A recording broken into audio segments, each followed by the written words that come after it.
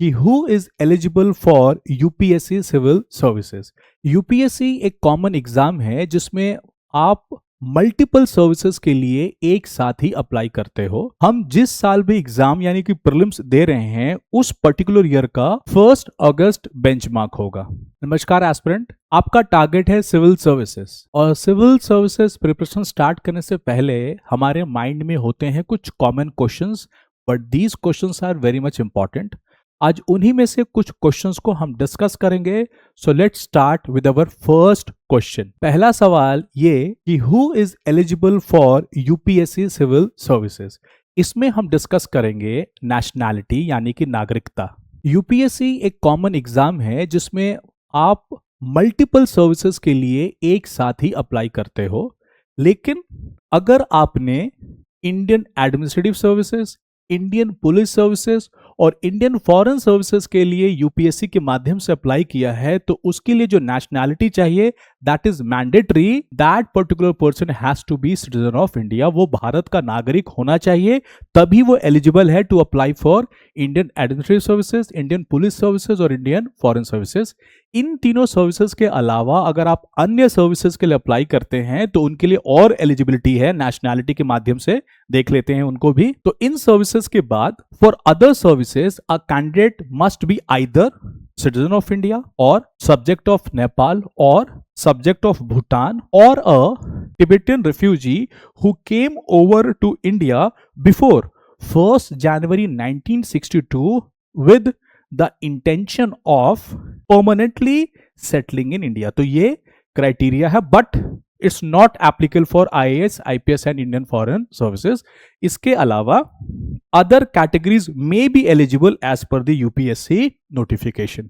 अब nationality criteria के बाद हम अगले क्राइटेरिया पर जाएंगे, that is educational qualification. In educational qualification the person who is applying has to be a graduate in any academic extreme, doctor, engineer, scientist, arts graduate, commerce graduate, science graduate. और इसके अलावा जो final year के student है, जो अपने graduation के final year में है, वो भी अप्लाई कर सकते हैं, लेकिन इसके साथ एक कंडीशन जुड़ी हुई है। वो कंडीशन ये है कि जो फाइनल ईयर का स्टूडेंट है उसकी डिग्री जिस साल वो मेंस दे रहे हैं उससे पहले कंप्लीट होनी चाहिए। यानी यूपीएससी का जो प्रीलिम्स के बाद जो मेंस एग्जामिनेशन होता है, जिस ईयर में भी आप अपना यूपीएससी अटेम्प्ट दे रहे हो, उस पर्टिकुलर ईयर में मेंस के पहले आपकी डिग्री कंप्लीट होनी चाहिए। तो फाइनल ईयर स्टूडेंट के लिए ये एक इंपॉर्टेंट नोटिफिकेशन है, ये इंपॉर्टेंट एक इंफॉर्मेशन है जो आपको कंसिडर करनी है। एजुकेशनल क्वालिफिकेशन के बाद अब आती है एज की क्राइटेरिया। एज की क्राइटेरिया में हम जिस साल भी एग्जाम यानी कि प्रीलिम्स दे रहे हैं उस पर्टिकुलर ईयर का 1 अगस्त बेंचमार्क होगा।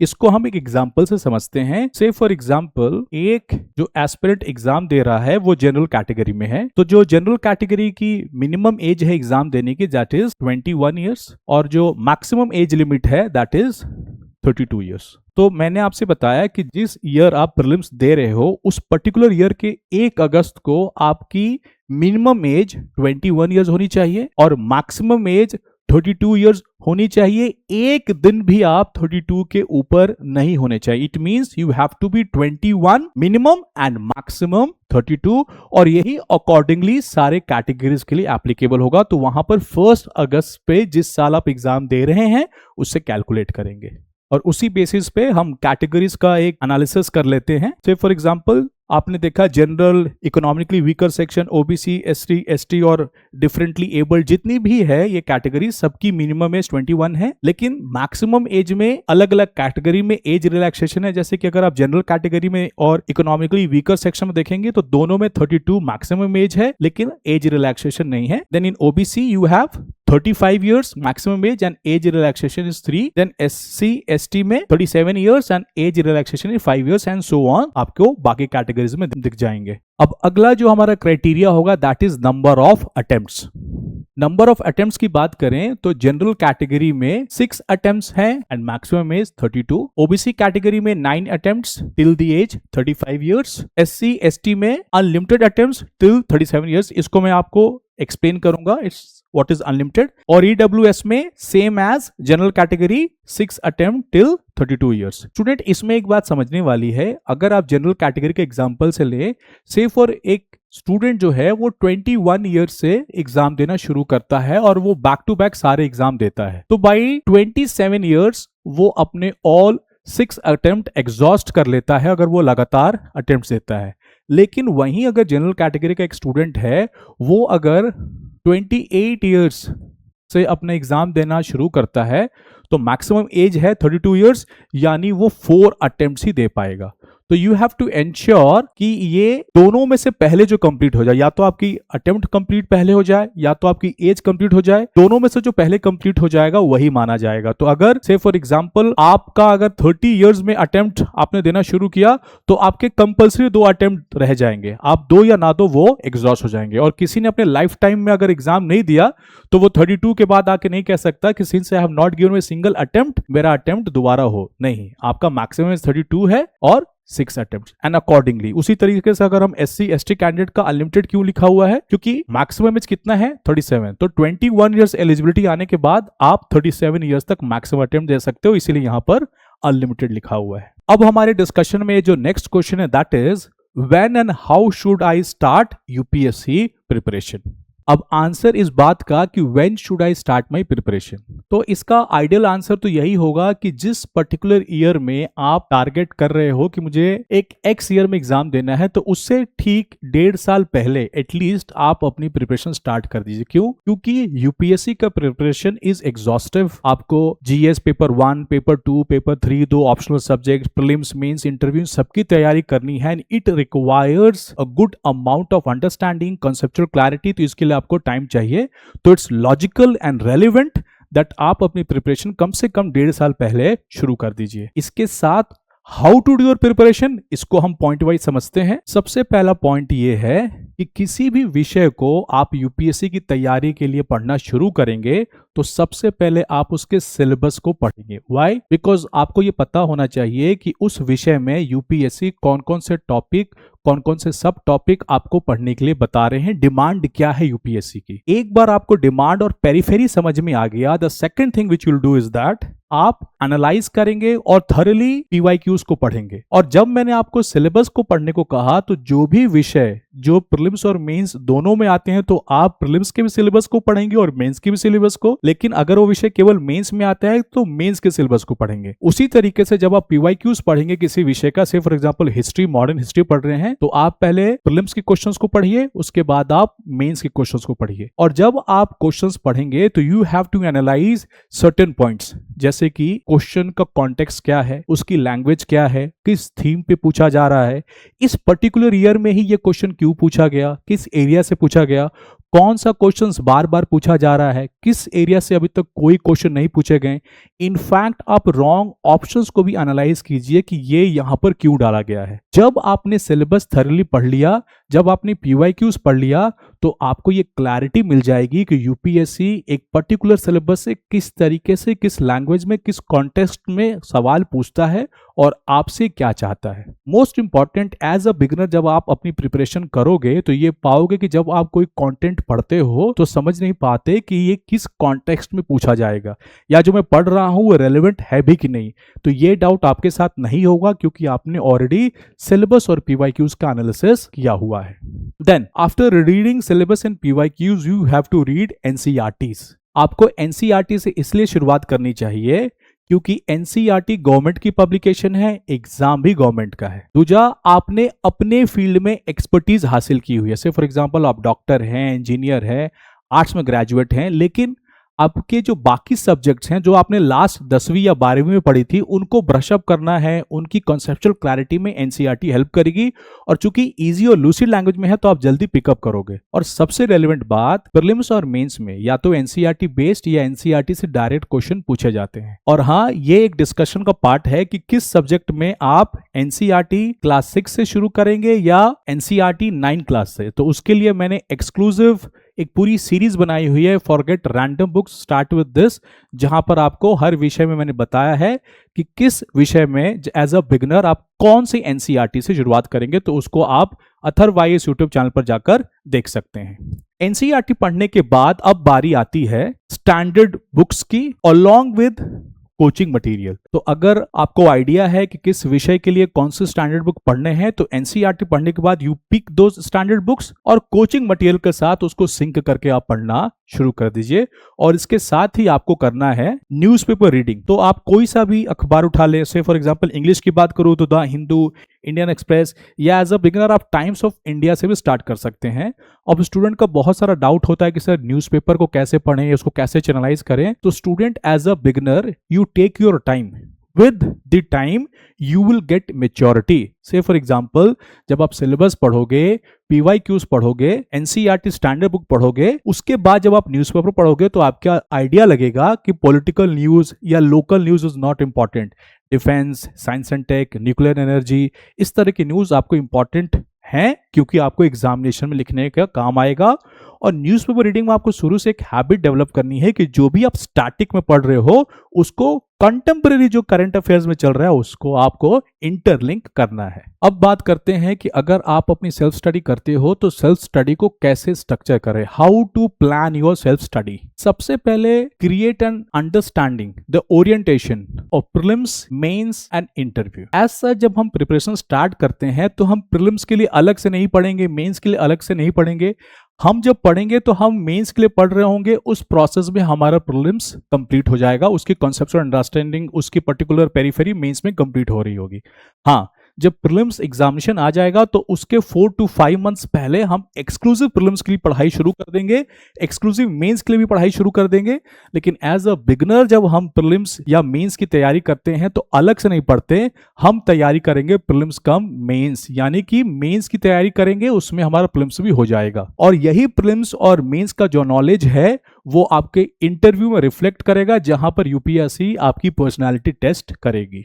तो this orientation you have to understand. Next, ये 2 पॉइंट आपस में कनेक्टेड है, that is build your foundation first, work on conceptual learning and understanding. अगर हम बात करें तो स्टेट पीसीएस में फैक्चुअल नॉलेज इंपॉर्टेंट है, लेकिन अगर मैं सिविल सर्विसेज यूपीएससी की बात करूं तो यहां पर analytical power, logical reasoning, critical analysis, deep thinking, holistic approach, integrated learning, ये सारी चीजें इंपॉर्टेंट है। इसीलिए यहां पर आप अपने फाउंडेशन को क्लियर कीजिए। दूसरा, फोकस ऑन कंसेप्चुअल लर्निंग। यहां पर आपको फैक्ट कलेक्ट नहीं करना है, क्योंकि यू नेवर नो कि प्रीलिम्स या मेंस में अननोन, अनसीन, अनसर्टेन कुछ भी क्वेश्चन पूछा जा सकता है। तो अगर आपका कोर नॉलेज, कंसेप्चुअल क्लैरिटी अगर बेटर होगी तो आप प्रीलिम्स या मेंस के क्वेश्चन को डिकोड कर पाओगे और इजीली सॉल्व कर पाओगे। तो यहां पर ज्यादा emphasis you have to give on conceptual learning and understanding. Then as a beginner आप स्पीड पर ज्यादा मत ध्यान दीजिए, आप ध्यान दीजिए स्ट्रैटेजी पर। बिकॉज जब आप प्रीलिम्स या मेंस का एग्जामिनेशन दोगे तो वहां पर आप कैसे पेपर को अप्रोच करते हो, कैसे उस पर्टिकुलर टाइम लिमिट में अपना परफॉर्मेंस कैसे करते हो, that is very much important in comparison to the speed. तो as a beginner do not focus on the speed. आपने अपनी प्रीलिम्स की तैयारी की, आपने मॉक टेस्ट लगाया, वहां पर देखिए जो आप स्ट्रैटेजी लेके गए थे, जो आप माइंडसेट लेके गए थे, वो वर्कआउट हो रहा है या नहीं। Then whatever mistakes you have committed, आप उस पर काम कीजिए, स्ट्रैटेजी लगाइए, इंप्रूव कीजिए, अगेन गो बैक। और जब आपकी स्ट्रैटेजी राइट होगी, आपकी सेल्फ प्रिपरेशन फोकस्ड डायरेक्शन से होगी, based on syllabus and PYQs होगी, automatically with the time your speed will increase. Hence to improve this strategy you must practice and give regular mock test. तो जब आपने syllabus पढ़ा, PYQs पढ़ा, standard books पढ़े, NCERTs पढ़ा, once you have done all that, give your regular mock test and always work on strategy, speed will follow। अब अगला महत्वपूर्ण क्वेश्चन है, is coaching necessary? Coaching join करना है या नहीं करना है ये आपका पर्सनल डिसीजन है, लेकिन एक बात हमें कोचिंग ज्वाइन करने से पहले पता होनी चाहिए, एंड दैट इज हजारों बच्चों ने कोचिंग ज्वाइन करके सक्सेस पाई, लेकिन वहीं 1000 बच्चे ऐसे भी हैं जिन्होंने सेल्फ स्टडी करके यानी विदाउट कोचिंग भी क्लियर किया। यानी कोचिंग ज्वाइन करना है या नहीं करना है, ये कुछ फैक्टर्स हम आज डिस्कस करेंगे और उसके बाद आप इवैल्यूएट कीजिए whether you need a coaching और नॉट। स्टूडेंट, एक चीज हमें माननी होगी, कोचिंग हेल्पफुल है, वो हमारे स्टडी को चैनलाइज करता है, एक स्ट्रैटेजी बताता है, स्ट्रक्चर्ड रूप से सिलेबस कंप्लीट होता है, but it's not mandatory. Let's discuss the points. अगर आपके पास फाइनेंशियल रिसोर्सेज है, अगर आप किसी बड़े शहर में जाते हैं, वहां पर कोचिंग ज्वाइन करते हैं तो 1 से 2 लाख की फीस होती है। फिर अगर 1 साल के रहने का एक्सपेंसेस देखें तो वहां पर 2 to 4 lakhs। तो अगर वो अमाउंट आप इन्वेस्ट कर सकते हैं, you are comfortable with it, then you can consider of joining coaching. और सेकंड जो फैक्टर है, if you lack support system, आपको कोई गाइड करने वाला नहीं है, you yourself do not know कि किस तरीके से अपने प्रिपरेशन को स्ट्रीमलाइन करना है या एक डायरेक्शन देना है, और वहां पर कोई मेंटरशिप भी नहीं है या कोई गाइडेंस नहीं है जिसमें आप कॉन्फिडेंट या अपने आप ट्रस्ट दिखा पाओ, आपको लगे कि हाँ इस प्रोसेस को फॉलो करके I will qualify this examination. If you do not have that support system, then you can join coaching depending upon offline और online. Then this point is very much important, need clarity. आपने syllabus खुद से तो पढ़ लिया, but you do not know how to channelize, कैसे navigate करना है, किस तरीके से उसको पढ़ना है, आपको वो चीज समझ नहीं आ रही। साथ में you do not know which strategy to follow. Strategy का मतलब यह है कि किस तरीके से, अगर हिस्ट्री का सिलेबस पढ़ लिया है तो किस तरीके से उसको चैनलाइज करें, कौन सी बुक्स पढ़ें, किस तरीके से हम सिलेबस को कंप्लीट करें। If you do not know, then market में बहुत सारे रिसोर्सेज हैं, offline data, content, materials, books, कौन से रिसोर्स को पढ़ना है। ऐसा नहीं कि आज आपने एक बिपिन चंद्रा की किताब खरीद ली, कल आपने स्पेक्ट्रम खरीद लिया, so you don't know which resource to follow. And most important, methodology, मतलब किस तरीके से आप अपनी सेल्फ स्टडी को चैनलाइज करेंगे, कौन से मेथड को अडॉप्ट करेंगे। अगर ये क्लैरिटी नहीं है, then you have to join coaching institute. And then structured completion of syllabus. अगर आप डिसिप्लिन तरीके से एक रूटीन नहीं फॉलो कर पा रहे हो, तो यहां पर कोचिंग एक रोल प्ले करती है, क्योंकि वो स्ट्रक्चर तरीके से आपकी सिलेबस को कंप्लीट करा देगी, क्योंकि उनके पास उनका सेशन प्लान होता है। सो अगर ये सारी चीजें आप खुद से कर सकते हो, से फॉर एग्जांपल आपने किसी टॉपर को सुना, उन्होंने अपना टाइम टेबल शेयर किया है, वो कैसे पढ़ते थे उन्होंने वो बताया है, उन्होंने स्टैंडर्ड बुक की लिस्ट भी पूरी बताई हुई है। इनफैक्ट और प्लेटफॉर्म से आप एज अ बिगिनर कौन सी बुक्स पढ़नी है, स्टैंडर्ड बुक्स कौन सी पढ़नी है, अगर ये चीज आप ओपन सोर्स से या यूट्यूब के माध्यम से आपने कलेक्ट कर लिया है एंड यू आर डिसिप्लिन्ड और आप कर सकते हो, then you do not require any coaching institute. But if you think you will not be able to do it, आपको एक हैंड होल्डिंग चाहिए, then you should join coaching considering these factors। But कुछ ऐसी जगह भी हैं जहां हमें कोचिंग लेनी ही पड़ेगी या किसी संस्थान से जुड़ना ही होगा, उसको भी डिस्कस करते हैं। And those 2 areas is prelims test series and mains test series. पहले हम प्रीलिम्स टेस्ट सीरीज की बात करते हैं। आप अपनी पढ़ाई कर रहे हो और प्रीलिम्स के 4-5 महीने पहले आपने प्रीलिम्स एक्सक्लूसिव प्रिपरेशन शुरू कर दी, लेकिन प्रीलिम्स एग्जामिनेशन में आपको एक चीज की प्रैक्टिस करनी पड़ेगी। ये जरूरी नहीं कि आपने जो कुछ पढ़ा है उसी में से क्वेश्चन आएगा। In prelims examination there is a larger chance कि क्वेश्चन ऐसे आए जो अनसीन हो, अननोन हो, आपको नहीं पता। तो ऐसे पर्टिकुलर मोमेंट में आपका जो कोर नॉलेज है, उस बेसिस पर आप उस क्वेश्चन को कैसे डिकोड करते हैं। और जब आप प्रीलिम्स टेस्ट सीरीज देते हैं, मॉक टेस्ट देते हैं, तो आप ऐसे सिचुएशन में खुद को बार बार डालते हैं, ऐसे अनकंफर्टेबल सिचुएशन में जहां आपको एग्जैक्ट आंसर नहीं पता, और आप एलिमिनेशन मेथड से अपने कॉन्सेप्चुअल क्लैरिटी से वहीं पर डिकोड करते हो। तो द मोर आप जितनी ज्यादा बार अपने आप को इस सिचुएशन में डालेंगे, the more comfortable you will feel in your prelims actual paper. मतलब आप इस तरह के साइकोलॉजिकली खुद को ट्रेन कर रहे हैं, आप ऐसा स्किल सेट बिल्डअप कर रहे हैं कि अगर क्वेश्चन अनसीन भी है, अननोन भी है, तो बार बार आप अपने कोर नॉलेज से उसको डिकोड कर रहे हैं। सेकंड, आपको यह भी पता चलेगा कि आपने ये सवाल क्यों नहीं पढ़ा या आपके प्रिपरेशन में ये सवाल क्यों नहीं आया, तो आप इनकॉर्पोरेट करना शुरू करेंगे और वैक्यूम को फिल करेंगे। और आप ऐसी कोचिंग में टेस्ट सीरीज ज्वाइन कीजिए जहां पैन इंडिया एग्जाम होता है, ताकि आपको अपनी ऑल इंडिया रैंकिंग पता चले और आप ये डिसाइड कर पाओ कि आपकी प्रिपरेशन का लेवल कितना है और आपको कितना और इनपुट देना है। प्रीलिम्स टेस्ट सीरीज तो ऐसे आपको ओपन मार्केट में भी मिल जाएगी। आप चाहें तो ओपन मार्केट से प्रीलिम्स के टेस्ट पेपर खरीद के घर पर लगा सकते हैं, क्वेश्चंस के आंसर को देख सकते हैं, आपको पता चल जाएगा। लेकिन मेंस टेस्ट सीरीज में आपको कोचिंग ज्वाइन करना एक तरह से मैंडेटरी या कंपलसरी हो जाता है, बिकॉज वहां पर सब्जेक्टिविटी बहुत ज्यादा है। आपने कोई टॉपिक पढ़ी, आपने क्वेश्चन का आंसर लिखा, अब आप ये कैसे जज करोगे कि जो आपने लिखा है वो क्वेश्चन की डिमांड को फुलफिल कर रहा है कि नहीं, वो पूरा कॉन्टेक्स्ट मैच कर रहा है कि नहीं। अगर उसमें कोई डायग्राम बनाना है, फ्लो चार्ट बनाना है, कोई रियल टाइम केस स्टडी का एग्जांपल देना है, या वहां पर कोई कंटिन्यूटी ब्रेक हो रही है, या आप क्वेश्चन को फुलफिल नहीं कर पा रहे हो पूरे तरीके से, तो वहां पर you require mains test series. इसीलिए प्रीलिम्स और मेंस के टेस्ट सीरीज को आपको ज्वाइन करना ही पड़ेगा। You can join any of the coaching institute as per your requirement. Suppose आपने ये डिसाइड कर लिया है कि आपको कोचिंग इंस्टीट्यूट ज्वाइन करना है, so which coaching institute will you join, what factors to be considered, उस पर डिस्कशन करते हैं। आप ऑफलाइन में जब काउंसलिंग लेने जाते हैं या ऑनलाइन जब आप काउंसलर से बात करेंगे तो सबसे पहले आपको यह देखना चाहिए कि what is the curriculum of that institute, उनका बैच का स्ट्रक्चर क्या है, and most important session plan, क्या सेशन प्लान वो सारे टॉपिक्स कवर करता है जो सिलेबस में मेंशन्ड है, जो पिछले 2-3 साल में सिलेबस में जो भी चेंज या क्वेश्चन में जो भी पैटर्न चेंज हो रहे हैं क्या उन्होंने उस सबको इनकॉर्पोरेट करके रखा है। If the session plan is matching the trend of the examination, syllabus के सारे टॉपिक सब टॉपिक उसमें मेंशन्ड है, then you can consider this coaching. Apart from that the most important is faculty. Student किसी भी कोचिंग को उसके study material के हिसाब से या उसके स्टडी मटेरियल कितनी अच्छी है उस पर मत ज्वाइन कीजिए, बिकॉज आज तो स्टडी मटेरियल ओपन मार्केट में ऑनलाइन ऑफलाइन मिल रही है, और जब हम स्टडी मटेरियल पे किसी को कंपेयर करते हैं तो वो पब्लिकेशन हाउस होना चाहिए कि कौन सा पब्लिकेशन हाउस का स्टडी मटेरियल अच्छा है। लेकिन जब आप क्लासरूम टीचिंग में जाते हो तो वहां पर इंपॉर्टेंट है फैकल्टी, क्या फैकल्टी उस कॉन्टेक्स्ट में पढ़ा रहा है जो सिविल सर्विसेज की डिमांड है, क्या आपको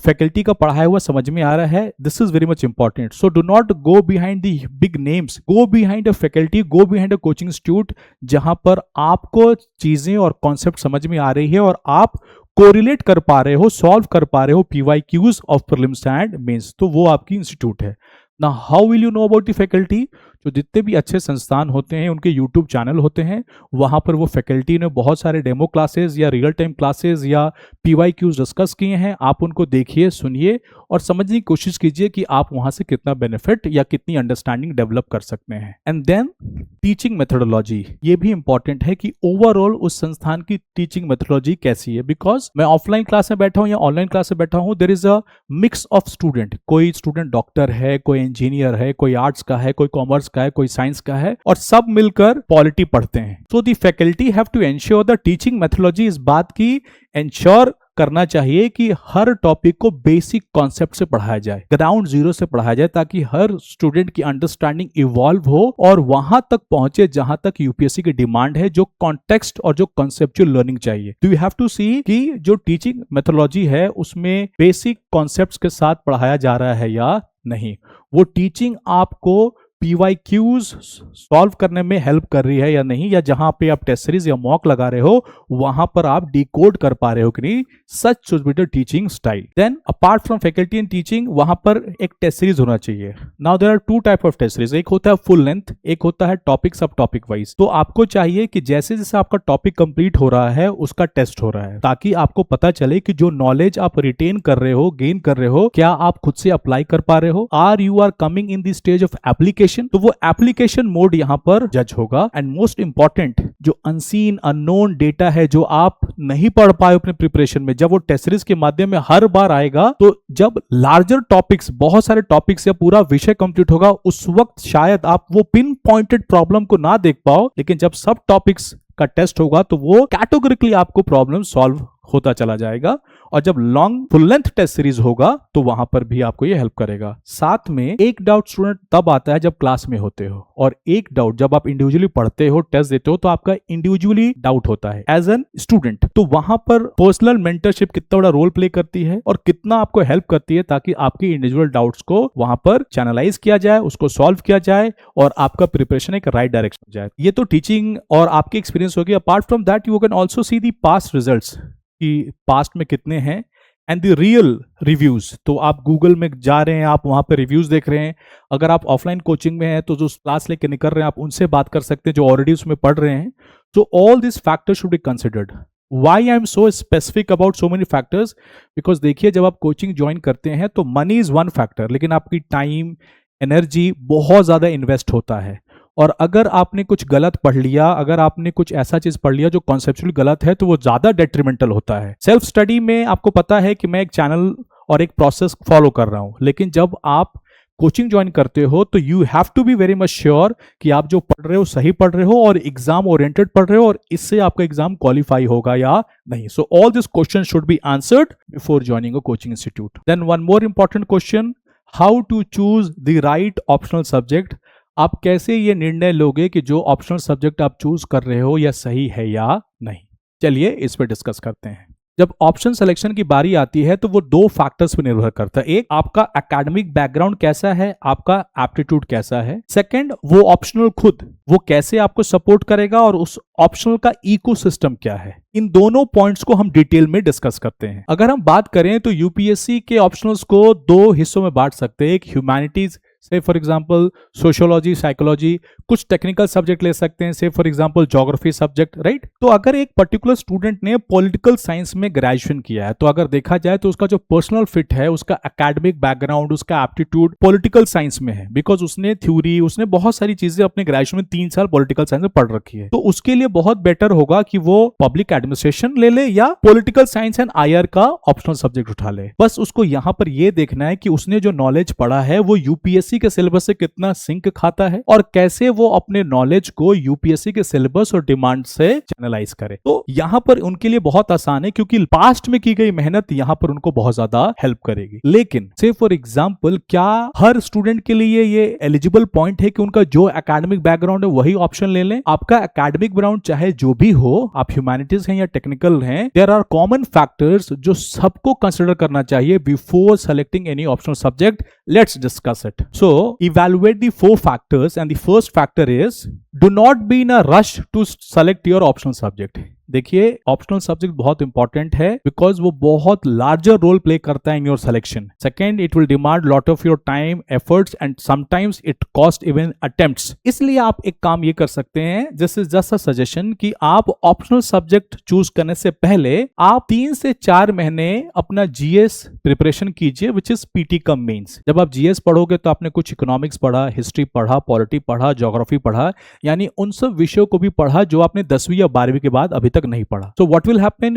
You will have a certain command over different GS subjects। अब इन्हीं GS सब्जेक्ट को आप ऑप्शनल के रूप में भी पाते हैं, जैसे कि geography, history and public administration which is related to polity. तो जब आप ये पढ़ोगे so you will have certain knowledge, एक ब्रश अप हो गया। अब आप जिन विषयों में आपको लगता है कि हाँ ये विषय मैं कर सकता हूं, then you go and research the mains syllabus of those optional subject।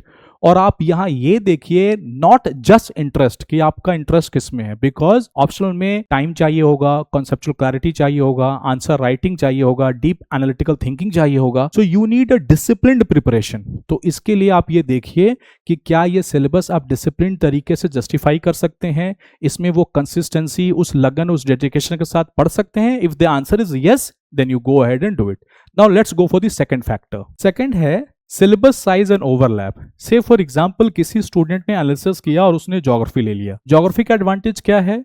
वो जीएस पेपर में भी आता है काम, उसका एसए में भी रोल होता है, इंटरव्यू में कोई सवाल पूछा जाएगा तो geography can answer few of the questions asked in interview, right. उसी तरह से हिस्ट्री अगर हम लेते हैं तो हिस्ट्री का जीएस में भी क्वेश्चन आता है, एसए में भी काम आएगा, और मे बी अगर कुछ इतिहास से सवाल पूछे तो इंटरव्यू में भी काम आएगा। तो you can select those optional subject. अगर आप ऑप्शनल पढ़ते हो तो उसका हेल्प जीएस में भी हो रहा है, एसए में भी हो रहा है, और इंटरव्यू में भी काम आ सकता है। सो सेलेक्ट दो subject which can overlap. Then this is very much important point which is optional ecosystem availability. अगर आप एक ऐसा ऑप्शनल सब्जेक्ट चूज करते हो जिसका मार्केट में स्टैंडर्ड बुक है, स्टडी मटेरियल है, प्रीलिम्स का टेस्ट सीरीज अवेलेबल है, मेंस का टेस्ट सीरीज अवेलेबल है, अगर मेंटरशिप चाहिए, कोई डिस्कशन चाहिए तो 1-to-1 डिस्कशन अवेलेबल है, यानी मार्केट में इफेक्टिवली हर चीज अवेलेबल है। आपको बस प्रोक्योर करना है, परचेस करना है, and you can effectively channelize your preparation. लेकिन अगर आप कोई ऐसा ऑप्शनल सब्जेक्ट उठाते हो जिसमें लिए स्टैंडर्ड बुक्स नहीं मिल पा रहे हैं, कोई मेंटरशिप नहीं है, कोई टेस्ट सीरीज नहीं है, या कोई ऐसी स्टडी मटेरियल या नोट्स में नहीं मिल पा रहे, देन आपको सब कुछ खुद से ही क्रिएट करना पड़ेगा, which can be challenging and it can cost your time and effort. Apart from that, trend and selection data. आप कोई भी ऑप्शनल इस बेसिस पे मत सेलेक्ट कीजिए क्योंकि एक पर्टिकुलर ईयर में उसके सिलेक्शन बहुत ज्यादा है। आप लास्ट 5 ईयर का ट्रेंड देखिए कि which are those popular options जिसमें सिलेक्शन ऑन एवरेज पिछले 5 सालों में अच्छा हुआ है। So this is also one of the factors. लेकिन student, there are also lot of aspirant who have qualified their UPSC examination, ऐसे ऑप्शनल सब्जेक्ट लिए हैं जो पहले किसी ने नहीं लिए। जैसे फॉर एग्जांपल मैनेजमेंट ले लिया उन्होंने, अलग अलग विषय हैं उन्होंने लिया, but they have done well. But these factors you must consider before selecting an optional subjects. Since आप लोग बिगनर हैं और आपको अगर गाइडेंस चाहिए कि कौन सी बुक से आप अपनी प्रिपरेशन स्टार्ट करें, सो मैंने geography, history, polity, economics, Indian society और ऐसे बहुत सारे वीडियोस बनाए हैं जहां forget random books, start with this. हर विषय के हिसाब से मैंने एनसीईआरटी और स्टैंडर्ड बुक्स बताए हैं, so you can watch it. Apart from that, if you need certain strategy, say for example before you start preparation, ask this 5 powerful questions, then prelims के लिए 10 golden rules and what mistake you should not make. तो इन सब videos को अगर आप देखना चाहते हो तो आप अथर्व आईएएस यूट्यूब चैनल को विजिट कर सकते हो. और स्टूडेंट, यूपीएससी प्रिपरेशन में you have to remember one thing, that here perfection is not demanded. What is looked forward to progress. आप हर दिन बिट बाय बिट कंसिस्टेंसी से अगर आप रोज पढ़ रहे हैं तो you are moving ahead of competition. This is what we have to do. और आप अगर बिगनर हैं और आप चाहते हैं कि आपको वीडियोस मिलते रहें और right mindset, right strategy and right concept, तो please subscribe Atharva IAS YouTube channel. Wishing all the best. Thank you.